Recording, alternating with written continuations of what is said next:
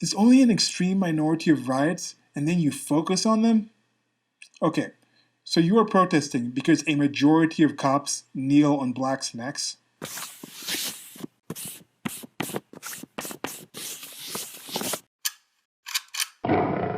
This is a quick thought, some commentary on the current unrest that happened after the unfortunate situation that led to George Floyd's death by the hands or the knee of Derek Chauvin and the eyes, and there was also knees of two other cops that were behind him and things like this. That's that whole arrest and that whole situation that happened in Minneapolis.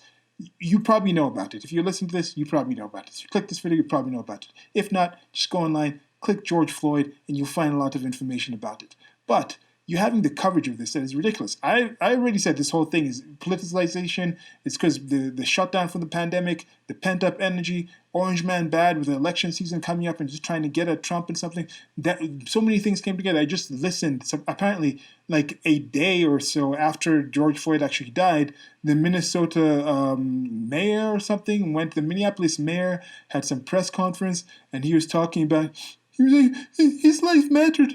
He mattered to somebody. He was literally crying through tears and things. The guy kind of looks like Justin Trudeau. And then later on, he went to some kind of protest, and he went, and the Black Lives Matter protesters were trying to tell him, "Oh, are you going to actually commit to defunding the police?" And he was like, "No, I'm not going to do it." And then they go, "Boo, boo this man, boo this man," and then he ended up walking out of the crowd. It was like a long walk. It was like a George Michael walk. Yeah, it was kind of like the George Michael from Arrested Development walk, but he was more like standing. But he was just like this guy just standing, walking through the crowd as people were booing him. It was a long walk. It was like hundreds of yards.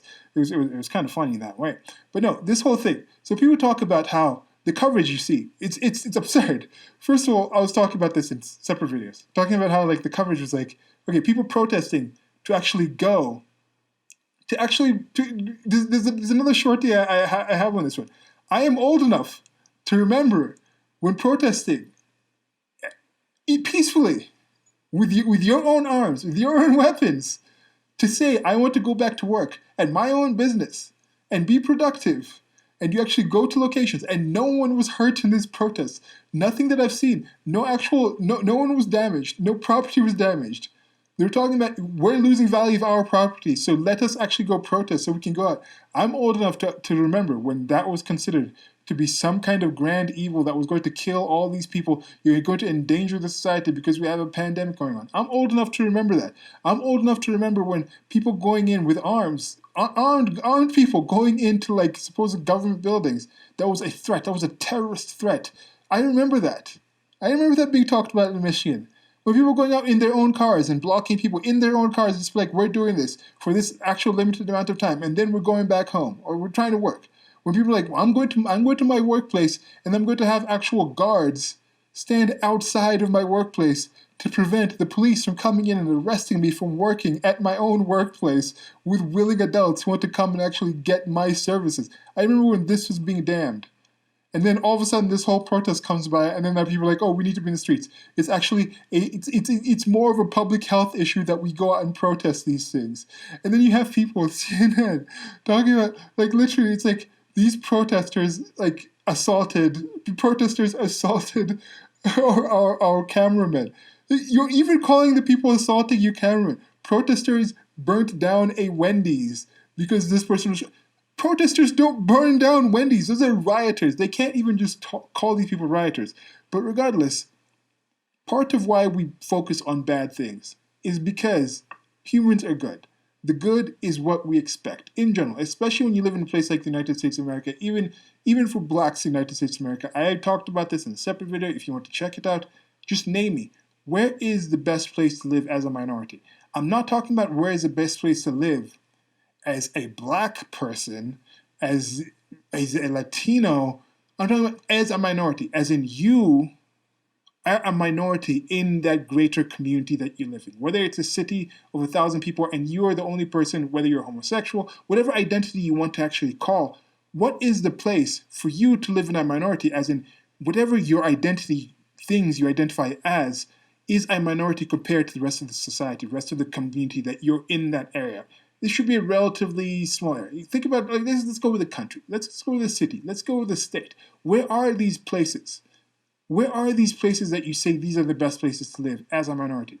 Just think about it. I'm not going to answer that here. Just as something in your mind. So you look at that, and then you look at what certain areas say this is a horrible thing that's happening. Then you look at, is there a place where you say this minority is treated badly, but you look at this other area where this minority has supposedly been treated negatively due to their minority nature, and then you look at a place where it's majority, where that minority group is the majority of people. Does that never happen in that area? That's one way I think to see, like, okay, is this really a minority issue? But if you talk about the world in general, why I'm saying specific with the groups, it's because white people, by any way you want to define white people, Caucasians, people of that kind of descent, are a minority in the global population. But regardless, so coming back to this thing, people are good.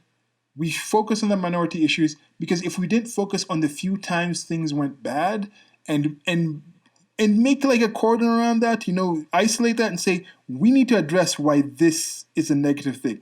There's this one quote Thomas Sowell said. It was not about it's like, don't worry about why things go wrong and why like societies don't work and why there's violence.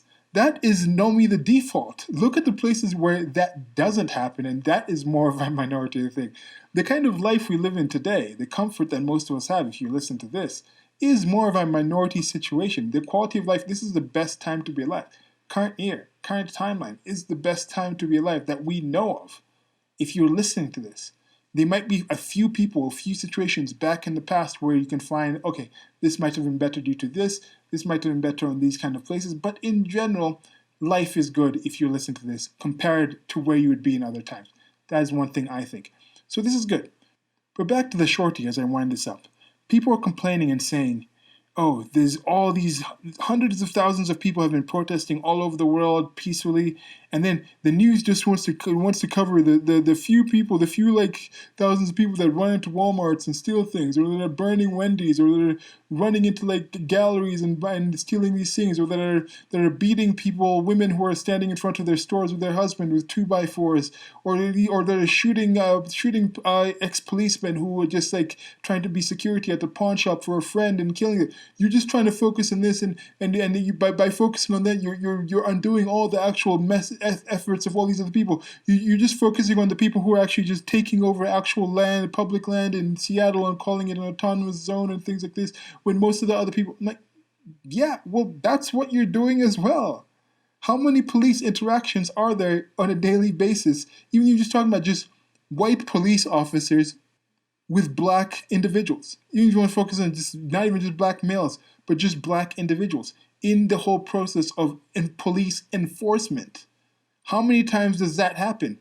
Then from the percent of that, how many actually result in police brutality? I'm not even talking about murder, in things that you would consider police brutality. And how many of them, what percent of them are routine? Do these percentages match? Is it the situation where it's like 1 out of every 1,000 people who are involved, who went out in these George Floyd protests and related protests over the last 3 weeks or 4 weeks, 1 in 1,000 of them actually engaged in breaking and entering in something violent and throwing a brick, so we shouldn't judge the rest off of it? Now, if you find out that only 1 in 10,000 police interactions actually result in brutality, I know for deaths it is definitely far less than that in actual interactions. Then are you talking about we shouldn't even be protesting this? Because this Derek Chauvin cop, this was 1 in 1,000 or 1 in 10,000 kind of interactions between Derek Chauvin and all these other people that didn't result in this. Now, Derek Chauvin himself, he had some issues. He had some priors. So we can say that guy was a bad cop. And that guy might be in a bad system, might be a certain culture that needs actually discussing. Just how you can look at people and you can say, okay, some of these black people, those people are in a bad situation. They have priors. They're in certain cultures that do this. You look at some of the rioters and some of the people there and you say, those people come from certain cultures. They've been actually involved in other things, involved in other kind of crimes. And these are a specific group of people. These are a subset of people. And part of this is the insistence of the mainstream media and the left to just call them all protesters. Call a rioter, call a bad cop a bad person. But don't just say all cops are bad. And don't just say everybody out there who is trying to actually demonstrate or protest or show some kind of sign of support for George Floyd is an actual rioter. I am not saying that. I might disagree with the general premise of a lot of the things they're doing, just like I disagree with the general premise of the police enforcement state system, because they're state agents. And the laws they're enforcing are created by people who are above that law. They have a police union that gives them certain protections that I don't consider valid. I think there's actually ways to reform this. I am actually one of the people who really thinks this should be looked at. But to just say like, oh, it's an extreme minority of these people, extreme minority of X does this, so you shouldn't judge the majority off of this. That works both ways. If you say it's unfair to actually judge everybody else who's been protesting, or you feel the coverage is unfair, how much coverage is there for all the police that just do the good jobs? Now you're taking down shows like these different policing shows, like Cops is talking about being taken off. There was another one like Live PD, where it's just people, they're talking about taking down the Paw Patrol. It's like, oh, you're showing a good cop. They're taking down Chance. Leave Chance alone. This is ridiculous. Some ridiculous things going on. You can't just have a portrayal of a good, positive police officer.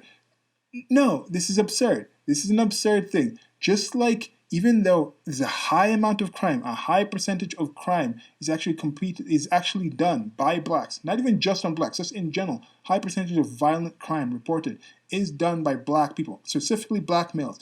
And it's a small percentage of black males between 16 and 35. It's a tiny percentage, accounts for like 50% of the armed violence. That doesn't mean all black males are like that, because you're taking what minority of a certain group of people do, a subset do, and put in everybody else. That's the same thing with police. I would rather we focus on the actual underlying conditions that create these. What's the underlying culture that happens to result in this small 3% population accounting for so much violence? What is the underlying environment for the police enforcement agencies that gives them impunity and attracts certain people who want to commit these certain violences?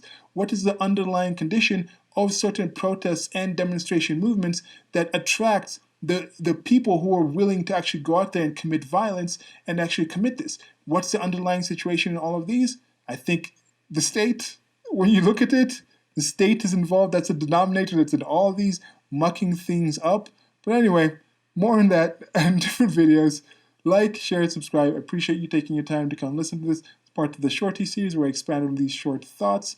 And this one was done. It's done. It's done. I don't know. It's done for now. Like, share, subscribe.